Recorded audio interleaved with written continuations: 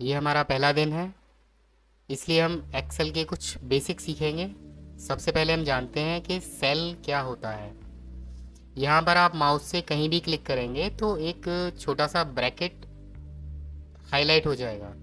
असल में ये ब्रैकेट ही सेल होता है और ये सेल मिलकर बनता है रो और कॉलम से।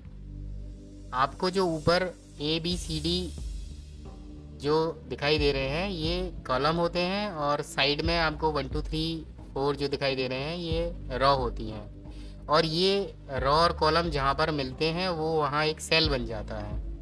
अब इस समय मैंने कहीं भी क्लिक किया तो उस सेल के मिलने की जगह हाईलाइट हो जाती हैं दोनों साइड से। आप देखिए ऊपर डी हाईलाइट है और ये साइड में 8 हाईलाइट है।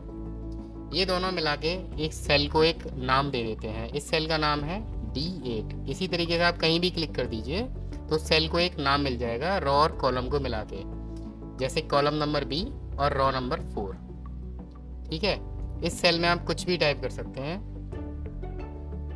टाइप करने के लिए आप कीबोर्ड का यूज़ कीजिए और अगले सेल में जाने के लिए आप एंटर का यूज़ कीजिए।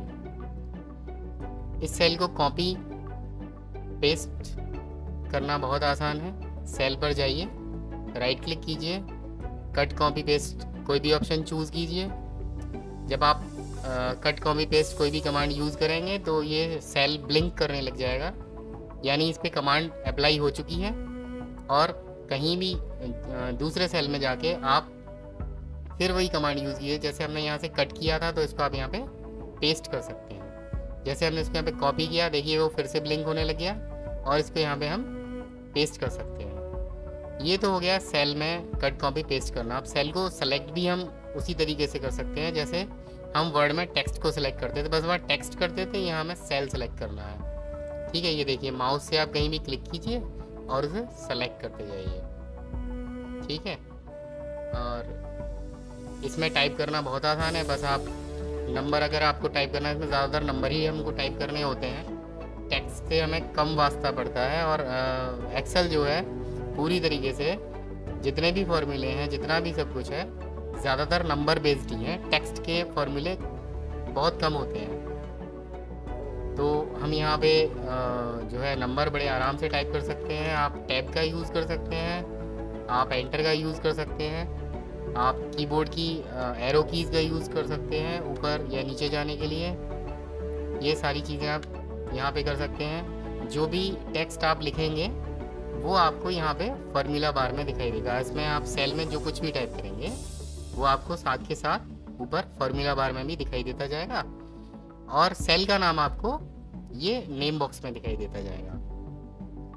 ये जो हम जिस भी सेल में हम काम करते हैं वो सेल एक्टिव सेल कहलाता है। यानी आप जिस भी सेल को सिलेक्ट करके काम करेंगे वो सेल आपका एक्टिव सेल होगा। इसी और कट कॉपी पेस्ट करने पर भी वही सेल एक्टिव रहता है जो आप जिसमें आप काम कर रहे हैं। अच्छा, ये जो आपको एक सामने पूरी एक शीट दिखाई दे रही है, इसको हम वर्कबुक बोलते हैं या स्प्रेड शीट भी बोलते हैं। इस शीट को आप यहाँ पे नीचे आप देख रहे हैं, ये सारी शीटें दे रखी हैं। जब आप एक्सेल को खोलते हैं या एक्सेल में नई फाइल बनाते हैं तो बाय डिफ़ॉल्ट आपको 3 शीटें मिलती हैं। लेकिन अगर ये कम पड़ती हैं तो आप अपनी सुविधा के हिसाब से इसमें और भी शीटें जोड़ सकते हैं।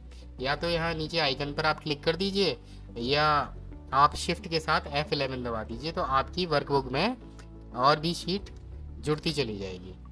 ये देखिए यहाँ पर अभी पीछे जुड़ी है कुछ शीटें। आप इस आइकन पर क्लिक करेंगे तो आगे भी शीटें जुड़ती चली जाएंगी। अच्छा, आज के लिए बस इतना ही। ये हमारी पहली क्लास थी। अगर आपको पसंद आई हो तो आप हमें कमेंट ज़रूर करें और हमें सब्सक्राइब करें।